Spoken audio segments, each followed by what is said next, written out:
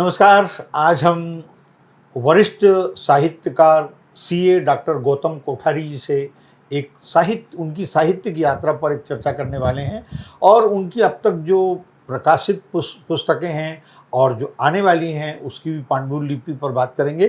तो जैसे कि आप ये गज़ल संग्रह हर्फ दर हर्फ जिंदगी, ये काव्य संग्रह है, मैंने जीना सीख लिया है, और ये व्यंग संग्रह है।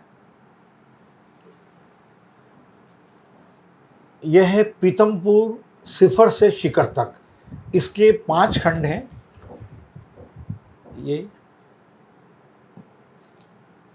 देखिए, ये देखिए,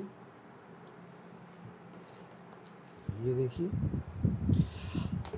और ये जो पांडुलिपि हैं 5 पुस्तकें हैं, जिसमें देखिए छींकता हुआ समाज, क्या गजब है, क्या रोचकता है इस शीर्षक में। निश्चित रूप से जब आएगी, प्रकाशित होगी, तो बेस्ट सेलर की लिस्ट में ये पुस्तक होगी जरूर। और ये जो वाणी महाप्रज्ञ की एक युग बोध का संकलन, आपने इसका संकलन एवं संपादन किया है। तो डॉक्टर साहब, ये हम जानना चाहेंगे कि ये जो इस हर्फ दर हर्फ, इसकी कुछ आप गज़लें हमको सुनाए तो अच्छा लगे। 2 शेर सुनाता हूँ। ये मिजाज बदला है रहबरों का, सियासतें अब नई नई हैं। क्या बात। मिजाज बदला है रहबरों का, सियासतें अब नई नई हैं। शिकारी पाले हैं मुंसिफों ने, क्या बात। शिकारी पाले हैं मुंसिफों ने, अदालतें अब नई नई क्या बात, हैं। क्या बात, क्या बात, वाह, वाह। शिकारी पाले हैं मुंसिफों ने, अदालतें अब नई नई हैं। क्या बात, क्या बात, क्या बात। और ये मैंने जीना सीख लिया है, ये जो आपका काव्य संग्रह है, इसके बारे में।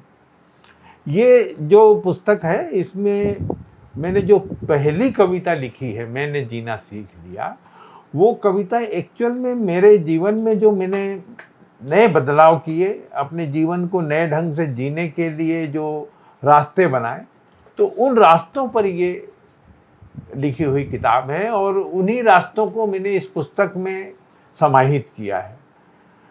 जैसे इसमें मैंने कुछ 4 पंक्तियां हैं। रुतबा किसी का अब डराता नहीं, क्या बात। कुछ अधिक पाने को मन लुभाता नहीं, क्या बात। जाने के बाद दुनिया कब रुकी है, जानता हूँ मेरे कंधों पर वो नहीं टिकी है। क्या बात, क्या बात, वाह वाह। तो ये जो पुस्तक है, इसमें अलग अलग जीने के संबंध में, एक व्यक्ति की जीवन शैली के संबंध में क्या क्या बेहतर हो सकता है, वो सब इसके अंदर मौजूद है जी। ये आपको जीवन शैली सिखाने वाली पुस्तक है। और ये व्यंग संग्रह है, इसके बारे में। मेरा लगभग 40 वर्षों का सफ़र पीतमपुर औद्योगिक क्षेत्र की संगठन का अध्यक्ष रहते हुए निकला है, और इन 40 वर्षों में मैंने सरकार को, नौकरशाही को बहुत निकट से देखा है।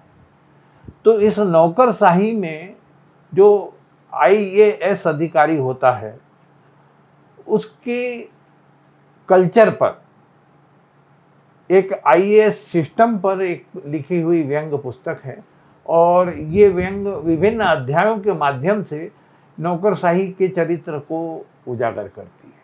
क्या बात। ये छींकता हुआ समाज, 5 पुस्तकें आने वाली हैं, अभी पांडुलिपि है, तो इनके बारे में कुछ बताइए। छींकता हुआ समाज, समाज की वो एलर्जी है, एक तो होती है मेडिकल एलर्जी, और दूसरी होती है एक अलग प्रकार की एलर्जी जो समाज में विभिन्न प्रकार से जानी जाती है। तो उसे महसूस कराने के लिए मैंने ये छींकता हुआ समाज नामक ये पुस्तक लिखी है। ऐसी ही एक पुस्तक है मेरी पत्नी की नज़र में, ये भी व्यंग है पति पत्नी के बीच में विभिन्न स्थितियों में जो संवाद होते हैं, उन संवादों में क्या व्यंग रहता है, और उसके माध्यम से मैंने उन संवादों की सच्चाई और पति पत्नी के बीच के संबंधों को बहुत तरीके से, व्यंग्यात्मक रूप से ही सही, पर उसे उजागर किया है। तो इस प्रकार से ये जो पुस्तक है, एक पुस्तक है मेरी मुहावरे, जो हमारे मुहावरे लिखे गए हैं, वो मुहावरों की प्रासंगिकता क्या है, उस प्रासंगिकता पर मैंने पूरा व्यंग रचा है। हर अलग अलग मुहावरों पर मैंने उसकी प्रासंगिकता को बताया है। और अब मेरी जो एक और व्यंग कविताओं की किताब लिखी जा रही है, वो किताब है जो समाज में विभिन्न प्रकार से अनुभूतियां हैं, जो लोग रोज महसूस तो करते हैं लेकिन शब्दों में चिंतन नहीं कर पाते। मैंने ऐसे महसूस किए जाने वाले संदर्भों को शब्द दिए हैं उस छंद, मुक्त छंद काव्य के माध्यम से।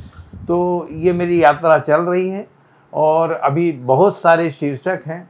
मैं जब भी मुझे मेरे मस्तिष्क में कुछ आता है, मैं तुरंत अपने मोबाइल में उसे नोट करता हूँ और फिर मेरा जो समय होता है लिखने का, तब उसे विस्तार देता हूँ। ये जो आपकी पुस्तक है, आध्यात्मिक, धार्मिक, सामाजिक, बड़े महापुरुष हैं, इसमें आपने संकलन एवं संपादन किया है, तो यहाँ पर इसके लिए आपके लिए बड़ी चुनौती होगी सर? निश्चित रूप से आचार्य महाप्रज्ञ एक महान दार्शनिक थे और उनके प्रवचनों को संपादित करके और एक एक पृष्ठ के लेख में प्रस्तुत करना एक चुनौती जरूर थी।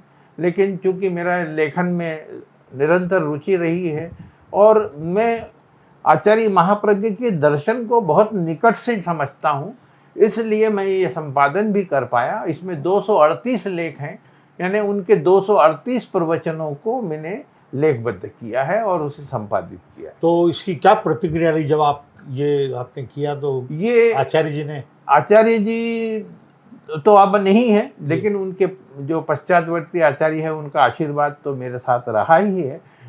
प्लस इस पुस्तक को जिन को मैंने दिया है, सारे विद्वानों को ही मैं अभी तक दे पाया हूँ, और उन विद्वानों से जो प्रतिक्रिया मुझे मिली है वो निश्चित रूप से ऐसी प्रतिक्रियाएं हैं जो मेरे जीवन की धरोहर है। प्रायः विद्वानों ने ये कहा कि ये पुस्तक हमको जीवन के युवा अवस्था में मिलती तो शायद हमारा जीवन कुछ और ही होता।